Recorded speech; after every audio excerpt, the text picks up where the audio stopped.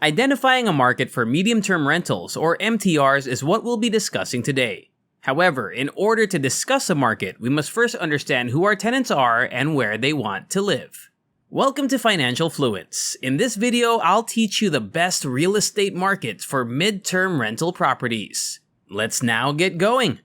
Let's start by discussing the tenants who are these tourists searching for a medium-term rental and how we can best serve them in light of who they are.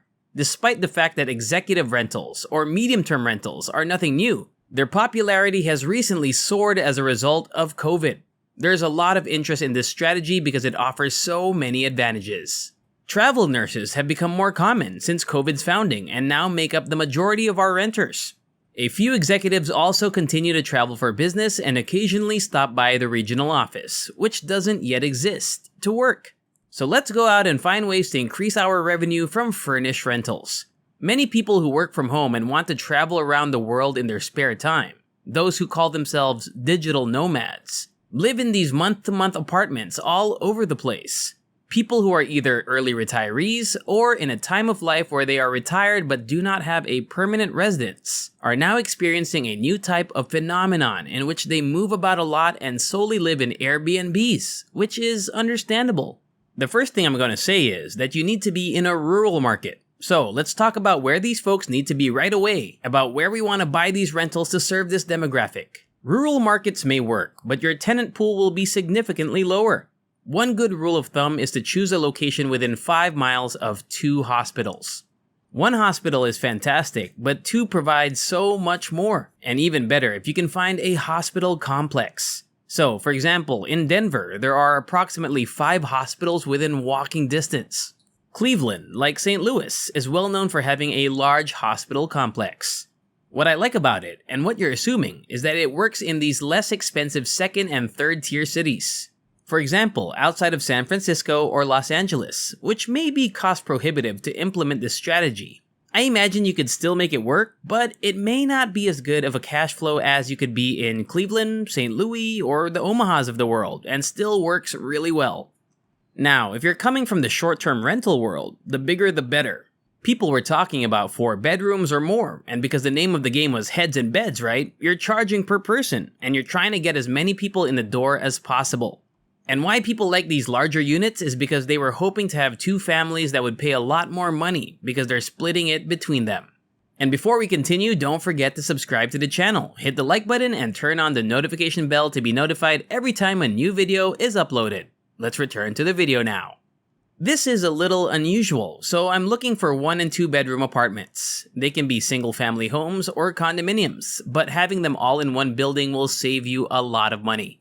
The best is a quad, but if you have something like a triplex or a duplex, even condos, they work fine. But I prefer a quad because you'll have less maintenance and you can have all of your tenants in the same place, which makes it easier for your cleaners. So keep an eye out for that scenario because it can work out really well.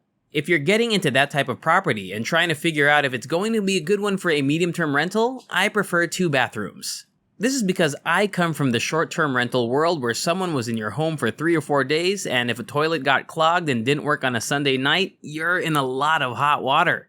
So if you want to have a backup toilet, that is ideal. Obviously, if you have a 1-bedroom apartment, you are unlikely to have 2 bathrooms, but I do look for that. Another reason I like it is that traveling nurses will occasionally travel together. And if you have 2 separate bedrooms and 2 separate toilets, it feels more like they're living in an ideal roommate situation, and they'll be more drawn to that. Many of my clients who are purchasing houses rapidly for this technique are advised to attempt to avoid getting those garden-level apartments since I don't like basements. Make the most of all the areas you have available to rent, even if you already own a single-family home with an apartment in the basement.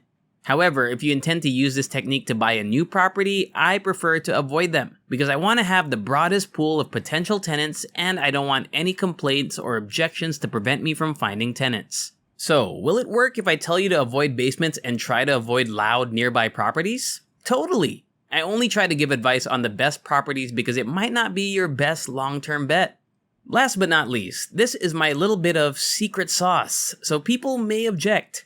If you do, please state your objection in the comments. I'll read them all and would be delighted to converse with you. However, most investors despise condos and HOAs and do not believe that they're worthwhile. I was simply saying why have a place that has complaints because occasionally people object to shared washing, but they normally don't if they're renting a house for a few months. On the other hand, I adore condominiums, which is why my dream condo setting would have shared utilities such as a shared boiler, where you wouldn't need a furnace or a water heater.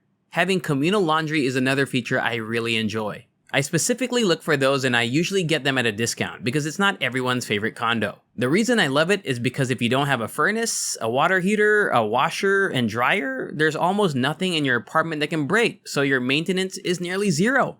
You've got a stove, you've got a fridge, you've got a dishwasher. It's amazing. So let me give you some quick advice. Since our topic today was finding a market for medium-term rentals, we also talked about who will be our tenants, where to buy, and the kind of property to buy. And that's all. I hope you enjoyed this video. If you enjoy similar stuff, check out my other videos. And if you like it, hit the like button, subscribe to the channel, and turn on the notification bell, and I'll see you in the next video.